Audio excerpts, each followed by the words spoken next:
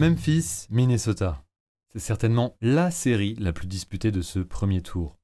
Deux équipes similaires jouant sur un rythme élevé, moins bonnes sur attaque placée et qui de fait jouent beaucoup de leur capacité offensive au rebond et sur transition en forçant les pertes de balles ou en profitant des erreurs adverses. On a déjà pas mal parlé de cette série en live, notamment pour nos previews, mais aussi au Game 5. Et je vous invite tous à nous suivre sur Twitch pour ceux que ça intéresserait de tomber sur nos lives pendant ces playoffs. On va donc pas trop revenir sur les premiers ajustements qu'il y a eu dans les premiers matchs de la série, on a déjà pas mal couvert ça, et tous ceux que ça intéresserait, je vous renvoie à nos rediffusions sur YouTube ou nos articles sur notre site dubasket.net. Bataille au rebond, foul trouble, trash talking, cette bataille rangée qui semble extrêmement serrée, a malgré tout accouché de plusieurs matchs dans lesquels les Wolves ont semblé dominer ces Grizzlies, avant de s'effondrer par deux fois. Alors, véritable avantage du côté du Minnesota, et ce, malgré un match de retard, on va voir que c'est beaucoup plus compliqué que ça, et même qu'au contraire, il serait possible que les Wolves aient laissé passer le coche. Car Memphis découvre petit à petit comment mieux se servir de ses armes, des armes qui pourraient bien se révéler fatales pour ces jeunes loups. Expliciter l'équilibre des forces en présence et montrer en quoi les derniers ajustements entreaperçus dans la série pourrait faire pencher la balance du côté des Grises, ce seront les deux missions de cette nouvelle vidéo d'analyse des playoffs 2022 d'Inequi Basket. Pour bien comprendre cette balance des forces en présence, il faut d'abord considérer le poids et les limites qu'impose chaque équipe à leurs deux leaders adversaires, que sont Ja Morant et Karl Anthony Towns. Les deux bénéficient d'un traitement de faveur défensif à la hauteur de leur talent. Ils réussissent malgré tout à performer, mais sans jamais réellement exploser. Kat use énormément la profondeur de banc des Grises, qui réussissent malgré les foul trouble à toujours lui envoyer des défenseurs capables de lui mener la vie dure. Jaren Jackson Jr., Brandon Clark, Xavier Tillman, mais aussi des profils plus petits, mais non pas moins performants, Kyle Anderson et Dillon Brooks notamment. Avec deux types de défense très précises pour deux zones où Kat a l'habitude d'opérer. Au poste haut, ce sont souvent des profils d'extérieur ailiers qui lui sont collés dessus, afin de contenir sa mobilité et pouvoir ressortir sur ses démarcations et shoot à 3 points.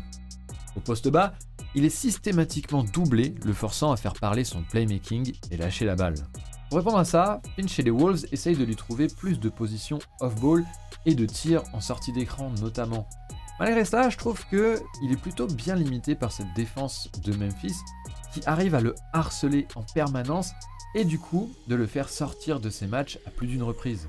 Car la frustration, c'est la grande faiblesse de Towns.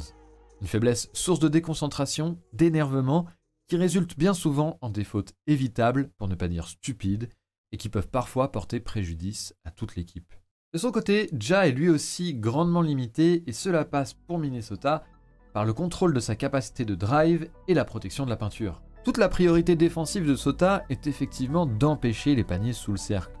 Un choix tactique plutôt intelligent, quand on sait que Memphis est une des équipes qui score le plus de ses points dans cette zone. C'est également le cas de Ja Morant, bien évidemment, qui, malgré une bonne défense du cercle, est capable de marquer très efficacement dans cette zone. Du coup, Minnesota ne va pas aider seulement dans la défense du cercle, mais dès l'entrée dans la peinture du meneur, histoire de lui enlever tout momentum sur ses drives. Cela ne s'arrête pas là. Sur le pick and roll, qui permettrait de libérer des lignes de drive pour Ja, Minnesota s'emploie à le freiner par ce qu'on appelle le edge. Une couverture défensive dans laquelle le défenseur du poseur d'écran, souvent un intérieur, va surgir agressivement sur Ja pour l'empêcher de driver, au moins le temps que le défenseur attitré du meneur puisse revenir sur lui. Le poseur d'écran laissé seul pendant ce temps-là est couvert quant à lui par l'aide venant du corner opposé. Et c'est là une faiblesse à exploiter pour les Grises, puisque faire supporter la défense du rollman laissé libre par une aide qui viendrait du corner opposé laisse mathématiquement un shooter ouvert dans le corner du côté faible. L'autre problème, c'est que c'est une passe compliquée à faire pour un meneur ou pour n'importe quel playmaker, et Ja, s'il est plutôt bon dans ce domaine, n'est pas complètement élite, ce qui lui empêche de faire cette lecture systématique et donc de profiter pleinement de la faiblesse de ce système. D'autant plus que le 5 aligné avec lui sur le terrain comporte une faiblesse de taille, son manque d'efficacité sur le tir extérieur. En fait, il n'y a qu'un shooter très efficace dans le 5, c'est Desmond Bane. Le reste des shooters fiables de l'effectif des Grises se trouve sur leur banc. Et c'est en fait là que se trouve un début d'ajustement possible pour les Grizzlies. C'est dans la seconde mi-temps du Game 3 qu'on a commencé à voir d'autres line-up et d'autres rotations se faire autour de Ja. Des line-up certes plus petits, mais capables de sanctionner les aides agressives des Wolves dans la peinture via le tir extérieur. Le meilleur symbole de ces changements, c'est certainement Tyus Jones, qui apporte énormément en termes de second playmaker et de menace derrière l'arc, et qui a vu son temps de jeu gonfler au fur et à mesure que la série avançait. Mais ce qui définitivement donne un réel avantage à Memphis, c'est d'avoir trouvé les clés pour libérer Ja Morant.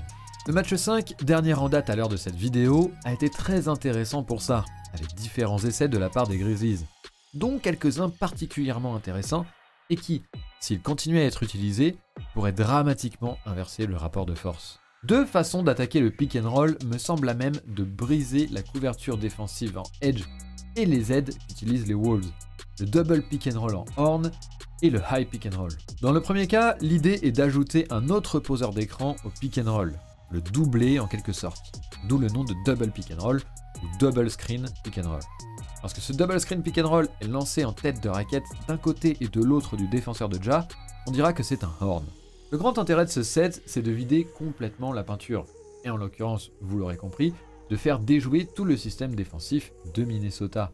Ça permettrait également à Ja de pouvoir se retrouver, s'il splittait le pick and roll, beaucoup plus libre de ses mouvements et beaucoup plus libre d'opérer dans la peinture comme il l'entend.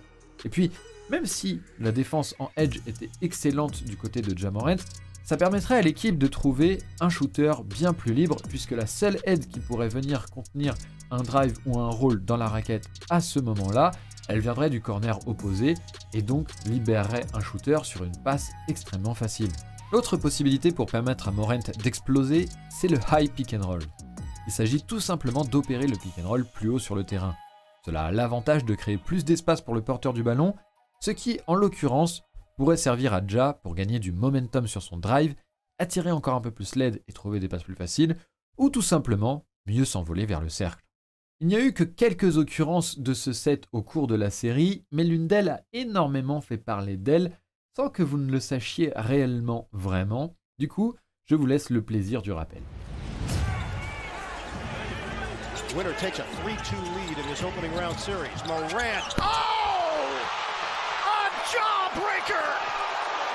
At the Grizzlies' den, it is Ja Morant on the full extension. 2022 NBA. Des solutions pour mieux sanctionner à 3 points et profiter pleinement de l'aimantation de Ja Morant. Deux sets viables et potentiellement combinables pour pouvoir le libérer pleinement et le laisser opérer dans la peinture.